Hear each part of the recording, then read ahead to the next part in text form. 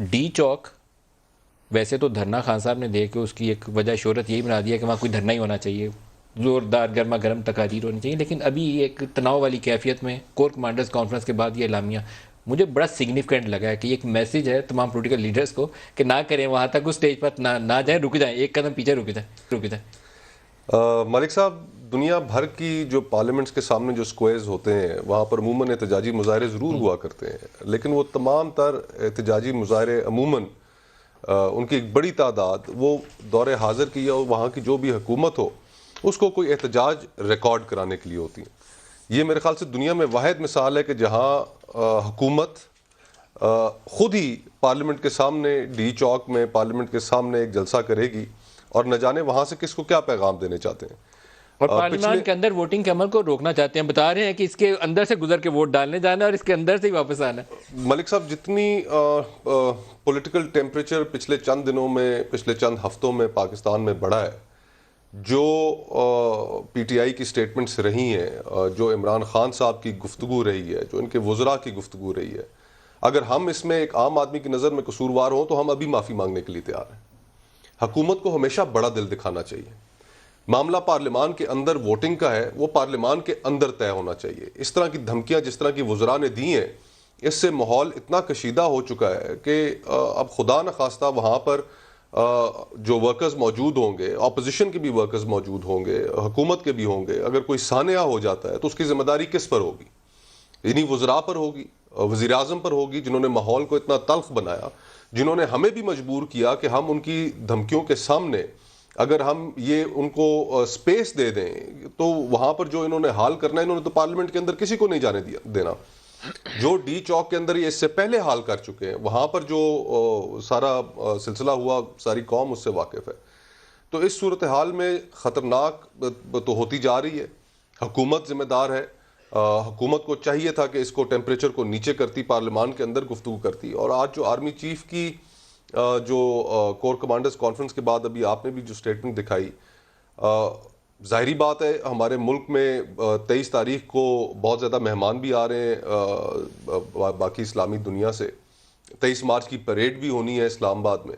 ہمیں تو مجبور کیا گیا ہے کہ ہم یہ قدم اٹھائیں، وہاں پر اپنے ورکرز کو لے کر آئیں۔ ماحول میں تلخی ہوگی۔ آرمی چیف حکومت کا حصہ ہیں۔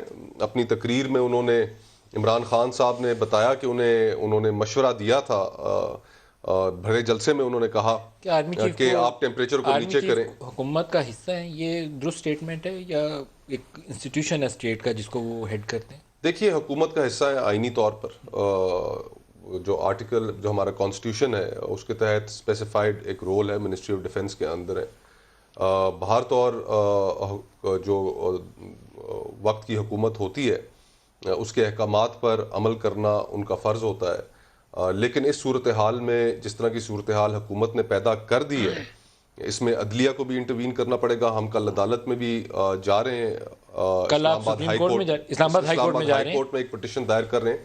اپوزیشن کی تمام جماعتیں آپس میں مشاورت کر کے وہ پٹیشن دائر کر رہی ہیں کہ جس میں استدعا کی جائے گی کہ ماحول کو خراب ہونے سے بچایا جائے۔ جو وزراء نے دھمکیاں دی ہیں، لیکن پرے کیا کریں گے آپ؟ کوئی ایونٹ ہونا چاہیے نا جس کے لیے پرے کریں گے۔ دیکھیے، پریئر ہماری اس کے اندر وہ فاروق نائک صاحب کل اس کے اوپر بریفنگ بھی دیں گے۔ پریئر ہماری اس کے اندر یہ ہوگی کہ، اور یہ میرے خیال سے ہے کہ جو تمام انتظامیہ ہے اس کو انسٹرکٹ کیا جائے کہ اسلام آباد کے اندر جو ایم این ایز جنہوں نے ووٹ کاسٹ کرنے کے لیے جانا ہے، ان کو اپنا حق استعمال کرتے ہوئے کوئی رکاوٹ نہ ڈالی جائے۔ اس میں سیکٹری انٹیریئر کو فریق بنایا گیا ہے، اس میں چیف کمشنر اسلام آباد کو فریق بنایا گیا ہے، اور ان کو تمام تر وہ ہدایت دی جائیں کہ ان کو اپنا آئینی حق استعمال کرنے میں کوئی رکاوٹ پیش نہ آئے۔ سپریم کورٹ جو ہے، ایک معذرت کے ساتھ، وہ اپنے اختیارات استعمال کرتے ہوئے اپنا کسی بھی حکم کے اوپر عمل درآمد کروانے کے لیے، آئی تھنک آرٹیکل 190 ہے جس میں کسی بھی ریاستی ادارے کو حکم دے سکتے ہیں کہ اس کے اوپر عمل کروائیں۔ کیا ہائی کورٹ کے پاس بھی ویسے اختیارات ہیں؟ نہیں، یہ تو ہم پٹیشن دائر کر رہے ہیں، یا آپ پٹیشن تو ہائی کورٹ کے پاس لے کر ہائی کورٹ کے پاس گئے ہیں۔ اس کے اوپر وکلا کمیونٹی، اس کے اوپر اسلام آباد میں جو بھی بستے ہیں، اسلام آباد سے باہر بھی جو لوگ بستے ہیں، ساروں کے اندر ایک بہت بڑی تشویش ہے۔ لیکن کیا ہائی کورٹ کے پاس ویسے اختیارات ہوتے ہیں کہ وہ 190 کو یوز کرتے ہوئے کہیں کہ یہ انشور کریں کہ یہ فری ووٹ کا ان کو رائٹ؟ نہیں، یہ تو ہم پٹیشن لے کے گئے نا جی ہائی کورٹ کے پاس۔ پٹیشن میں ہماری جو پریئر ہے، اس پریئر میں ہم نے استدعائی یہ کی ہے کہ ڈائریکشنز پاس کی جائیں جو حکومتی ادارے ہیں ان کو، متعلقہ حکومتی اداروں کو، اس میں ہم نے غالباً وزیر اعظم کو بھی پارٹی بنایا ہے، وزراء کے بیانات بھی ساتھ منسلک کیے ہیں کہ یہ صورتحال ہے اور ووٹ کا ایکسرسائز کرنا آئینی حق ہے، اور اس آئینی حق سے ریاست کو اس کو استعمال کرنے میں کوئی رکاوٹ نہیں ڈالنی چاہیے. وہاں پر اگر کوئی لوگ آتے ہیں روکنے کے لیے تو ان کا سدباب ریاست کو کرنا چاہیے، ان کو موقع پہ روکنا چاہیے. تو یہ ڈائریکشنز ہمیں امید ہے کہ اسلام آباد ہائی کورٹ پاس کرے گی.